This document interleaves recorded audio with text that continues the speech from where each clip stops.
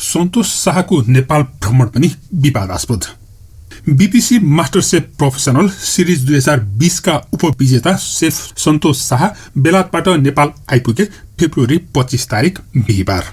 त्रिभुवन अन्तर्राष्ट्रिय विमानस्थलमा उनको भव्य स्वागत गरियो।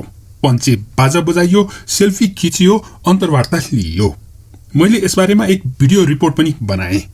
त्यसपछि ट्विटरमा मैले यो पोस्ट देखेँ। मित्र चेले सन्तोष शाहलाई सम्बोधन गर्दै प्रश्न गरेका छन्, के तपाईले यो अनुसार गर्नुभयो भन्दै। उनले शेयर गरेको नेपाल नागरिक उड्डयन प्राधिकरण त्रिभुवन अन्तर्राष्ट्रिय विमानस्थलमा रहेको नागरिक उड्डयन कार्यालयले सन्तोष नेपाल आइपुग्नुभन्दा एक हप्ता अघिको बुधबार जारी गरेको पत्र उनले शेयर गरेका छन्।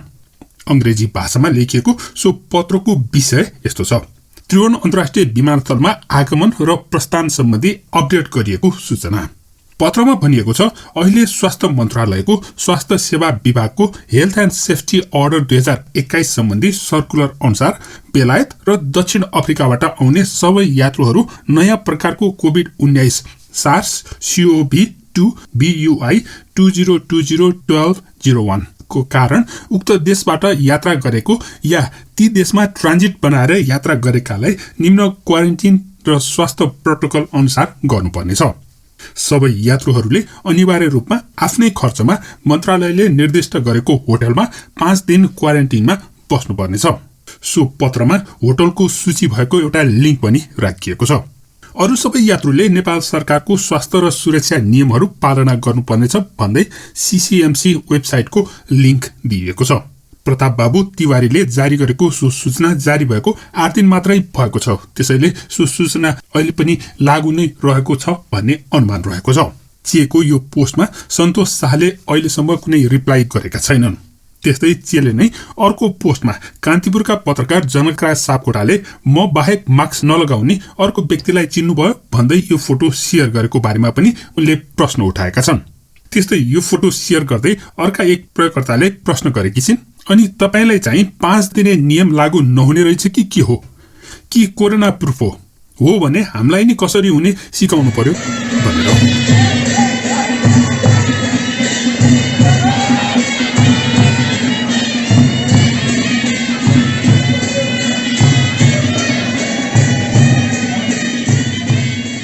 त्यसअघि सन्तोष शाहले नेपालमा ल्यान्ड गरेपछि त्रिभुवन अन्तर्राष्ट्रिय विमानस्थल बाहिर रहेका पत्रकारहरूले सोधेका विभिन्न प्रश्नहरूको जवाफ दिएका थिए।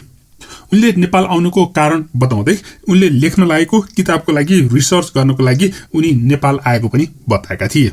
नेपाली खानाहरूको बारेमा अध्ययन गर्न आएको र उनले लेख्ने किताब विश्व प्रसिद्ध प्रकाशक पेन्गुइनमा प्रकाशन हुने उनले बताएका थिए।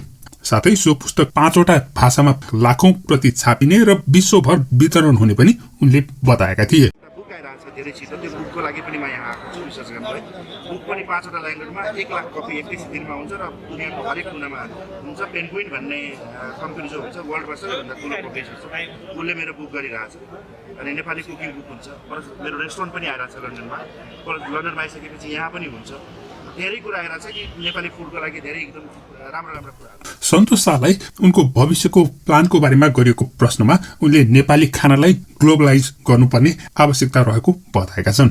त्यस्तै नेपाली खानाको लागि एउटा छुट्टै परिचय दिनुपर्ने पनि उनको भनाइरहेको छ। त्यसको लागि उनले एउटा विश्व मानचित्र बनाएको र प्रत्येक देशमा 5 वटा नेपाली खाना उपलब्ध गराउने योजना बनाएको उनले बताएका छन्।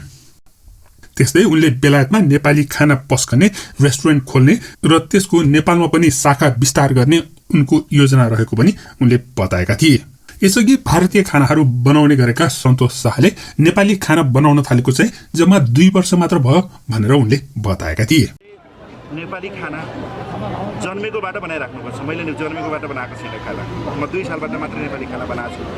सिराहामा जन्मेर कसरी विश्व प्रसिद्ध हुन सफल हुनुभयो भनेर गरिएको प्रश्नमा उनले भनेका थिए, विश्व प्रसिद्ध हुनको लागि सिराहामा नै जन्मनुपर्छ भन्ने होइन, नेपालको जुनसुकै ठाउँमा जन्मे पनि विश्व प्रसिद्ध हुन सकिन्छ भनेर उनले बताएका थिए। त्यस्तै उनले नेपालको नाम विश्व प्रसिद्ध हुनको लागि 5 वर्षमा अरू 50 वटा सन्तोष शाह जन्मिन्छन् भनेर ठोकुवा पनि गरेका थिए। नेपालमा रहेका सेफहरूको एप्रिसिएट गर्दै सन्तोष शाहले नेपालमा भएका सेफहरूले जन्मदेखि नै नेपाली खाना बनाइरहेको तर आफूले भने विगत 2 वर्षदेखि मात्रै नेपाली खाना बनाउन थालेको उनले बताएका थिए। त्यसैले नेपालबाट उनले धेरै कुरा सिक्न बाँकी रहेको र नेपाली सेफहरूबाट उनले धेरै कुरा सिक्नको लागि नेपाल आएको उनले बताएका थिए। भनेको थिए कि तपाईहरुले त बिउ खेत खनेर राखिदिनुपर्छ, बिउ पनि राखिदिनुपर्छ, मैले त छरेर खाइदिएको फल त्यसको हैन।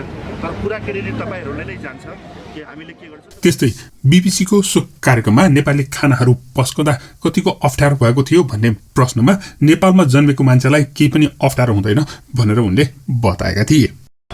नाम राख्न त कर्जनाको सिरामै जन्मिनु पर्दैन, नेपालको कुनै ठाउँमा पनि जन्मे पनि हुन्छ। आज मान्छेले राख्छ अबबाट विदिन 5 इयर्स हेर्नु होला 50 वटा सन्तोष जन्मिन्छ यो कन्ट्रीमा। पहिला सेफरलाई नेपालमा होच्याउने गरेकोमा अबदेखि होच्याउँदैन भनेर सन्तोष शाहले बताएका थिए। सन्तोष शाहको नेपाल भ्रमण र कोरोना प्रोटोकल फलो गरे नगरेको बारेमा तपाईँ के भन्नुहुन्छ? कृपया कमेन्ट गर्नुहोला। धन्यवाद।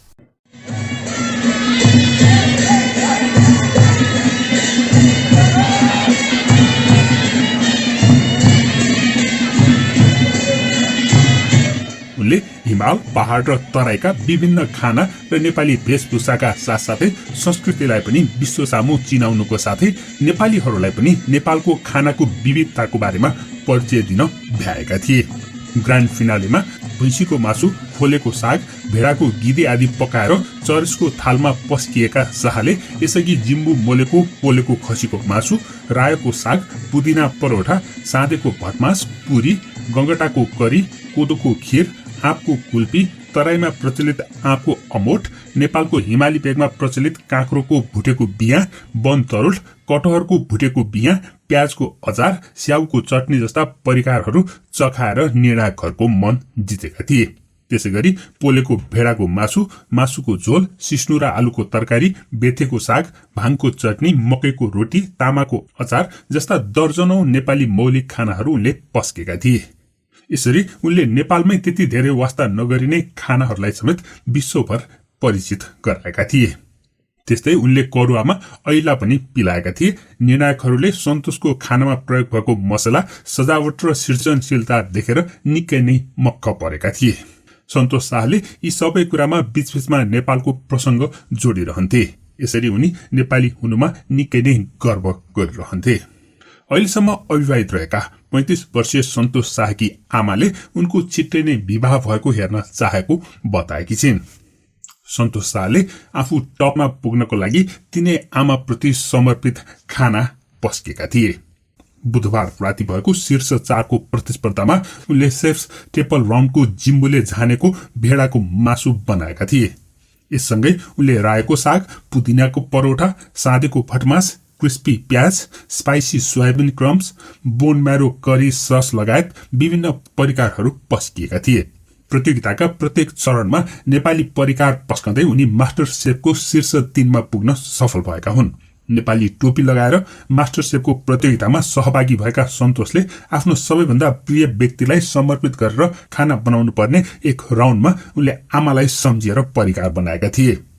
प्रतियोगिताको दोस्रो राउन्डमा सन्तोषलाई आफूलाई सबैभन्दा मनपर्ने मानिसका लागि खाना बनाउनु पर्ने थियो, जसमा उनले आफ्नी आमालाई सम्झँदै भिन्डी, गंगटाको करी, भुटेको खुर्सानी, खीर, आँप र नरिवलको चटनी अनि आलु, मेथी र अनारको सलाद, केसर हालिएको भात, तारेको हरियो खुर्सानीसँगै पुरी पनि बनाएका थिए। उनले प्रस्तुत गरेका यी सबै परिकारहरू देखेपछि नेपाली परिकारहरू पनि यति धेरै प्रकारका हुन्छन् भनेर नेपालीहरू नै अचम्मित भएका छन्। विश्वमा नेपाली परिकारहरू चिनाउनुको साथसाथै उनले नेपालीहरू बीच पनि नेपाली परिकारको बारेमा थप जानकारीहरू दिन सफल भएका छन्। त्यसैले उनी विश्वभर चर्चित हुनुका साथसाथै नेपालीहरू बीच पनि निकै नै चर्चित बनेका छन्।